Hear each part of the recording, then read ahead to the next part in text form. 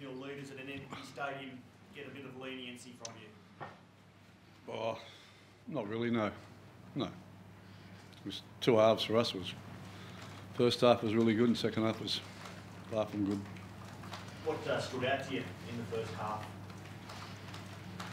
Well, just their energy. Yeah, they come off a week's bye, of course. That usually gives you a bit of energy to start with, but they maintained that right throughout the half and some nice tries and some good defence. What did you make of Cody Walker's first half today? 3 tries, assists, a try. Yeah, no, he played well. He was never disappointed in Cody. And Adam Reynolds? Yeah, well, I just played a lot of footy. I just don't know how he didn't get the try. I don't know what he thought he had to. I said, I just don't know how he didn't get in his head that he had to score the try. I was going to say, what did you say with half time? Oh, nothing really. There was nothing. He's an extremely experienced player, so there wasn't much to say. It was done. Sorry, do you laugh at a moment like that, or is it? No, I don't. I might laugh tomorrow, but I'm not laughing today. Well, we'll find out in probably half an hour what the New South Wales Origin team is, but would you like to see those two pairing in the half for New South Wales? Oh, yeah, I don't know. I haven't thought about it. Didn't come into my mind that way. Yeah, look, it's a difficult one because it's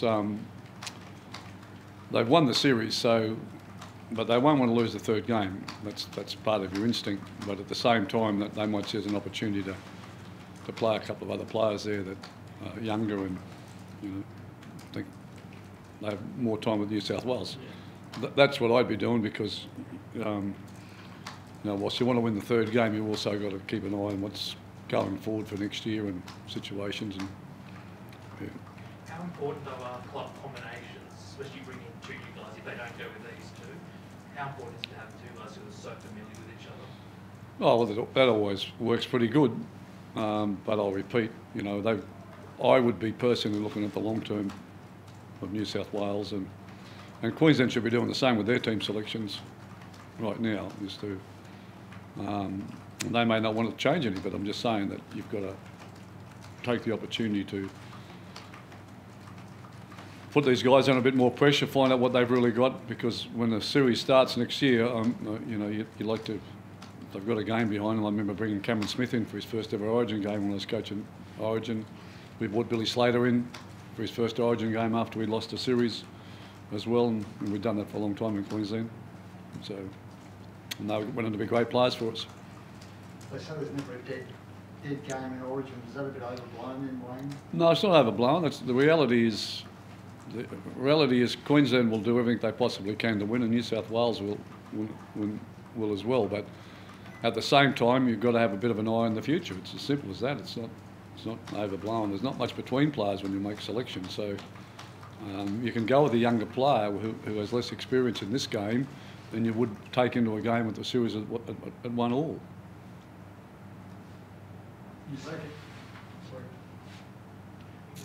Your second half today, Wayne, was that, do you think they just took the foot off the pedal because the scoreline, or they lost concentration? Or?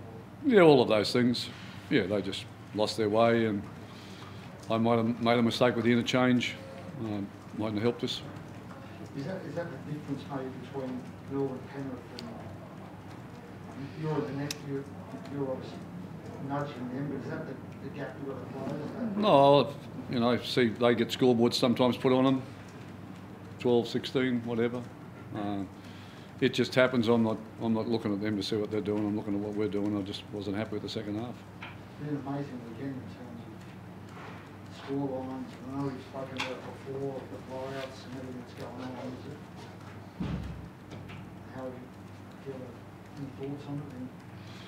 Yeah, obviously I've got thoughts on it, and I've got, I'm just trying to get my head around it all.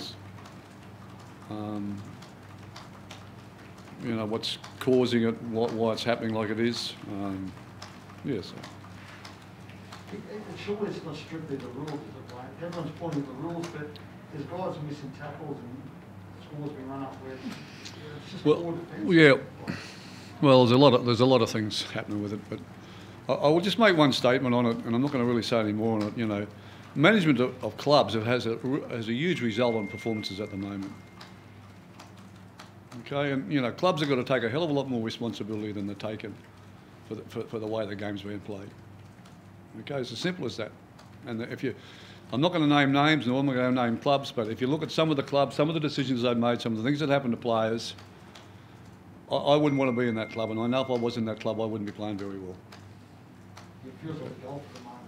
What's that? It feels like a golf at the moment. Well, I'll repeat, you know, clubs and their management and things that are happening within some of these clubs are absolutely adding to the scoreboards. And, you know, we don't want to take blame for that. And, you know, I listen to you guys, I try not to. But occasionally when I'm bored, particularly in lockdown, you know, you keep blaming the players. You're so far off the mark, it doesn't matter. You're not in club lean, you don't understand how it works. Until the club itself gets their management in order, their whole ship, the club, the players will not be able to respond.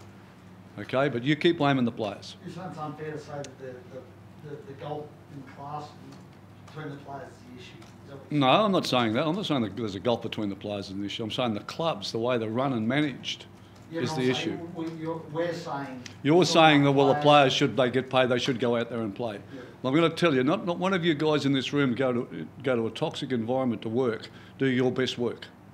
Okay? You're professional men in your roles as journalists. It doesn't happen for you. It's no different in the football team. It's no different.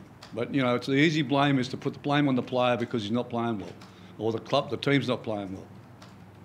You've got to look deeper than that, guys, because that's where the problem is. It's not the rules. Rules may be a part of it.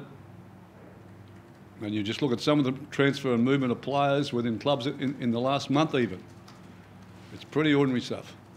Do you see it getting better anytime soon, Wayne, or do you think we're going to... Well, until clubs learn to manage themselves better, it's not going to get better. The like and affects the game, Wayne. Pardon? If you have that can affect the game, like we've got weekends like this consistently where there's blowout scores. No, it has a huge impact on the game. There's no doubt about that. Huge impact.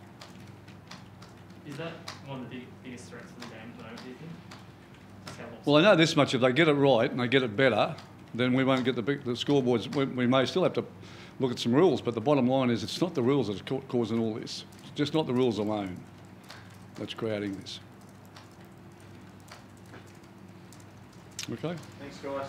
Thanks, Wayne.